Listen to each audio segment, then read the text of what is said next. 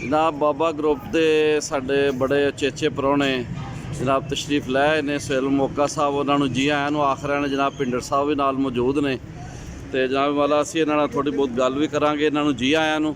जनाब बाबा जी तुसीं दसो, तुसीं अज अपनी सकाफत की नुमाइंदगी करन आए हो। पंजाबी वसेब दिहाड़ भी अज वैसे स्कूलों कालजां च ते 3 रोज़ा पंजाबी कानफ्रेंस, इस मौके के उत्ते तुसीं अपने जज्बात का इजहार किस तरह करोगे? बस मैं यही कहांगा कि जिन्नी देर तक कौमां अपनी मादरी जबान नूं याद रखणगियां दुनिया ते जिंदा रहणगियां और साडी जिहड़ी मादरी जबान है वो माँ बोली पंजाबी है।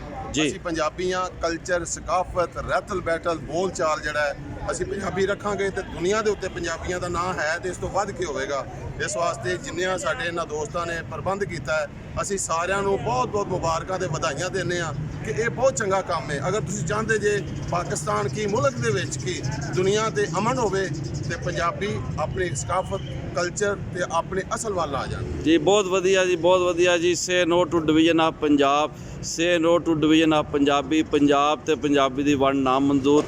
पंजाबी मुहाज दी अज ये पंजाबी कानफ्रेंस दे आगू भिंडर साहब, जनाब ममोका साहब और जनाब मियाँ अब्दुल रशीद साहब भी आ गए ने ते भी नाल खले ने ते ये बहुत वधिया लम्हात ने। ਬਿਸਮਿਲ੍ਲਾ ਜੀ। ਕੈਨੇਡਾ ਤੋਂ ਆਏ ਹੋਏ ਸਾਡੇ ਜੀ। हाँ जी बिस्मिल्लाह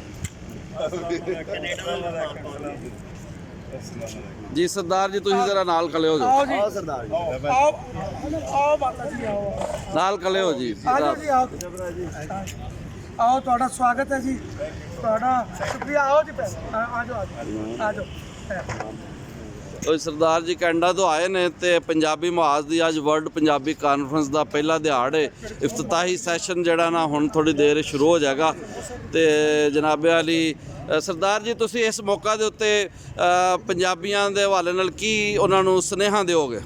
बहुत बहुत तुहानूं बधाई होवे जिन्ना तुसीं साडा आओ भगत कीता ते जिन्ना तुसीं प्रबंध कीता पंजाबी नूं तां उपर चुकण वास्ते, क्योंकि पंजाबी हिंदुस्तान दे विच भी इत्थे भी ते बाहर भी इन्ना बहुत घट रही सीगी ते जिन्ने प्रबंधकां ने ऑर्गेनाइजेशन ने ये प्रबंध किया उन्होंने बहुत बहुत मुबारकबाद अपने दिलों देते हैं।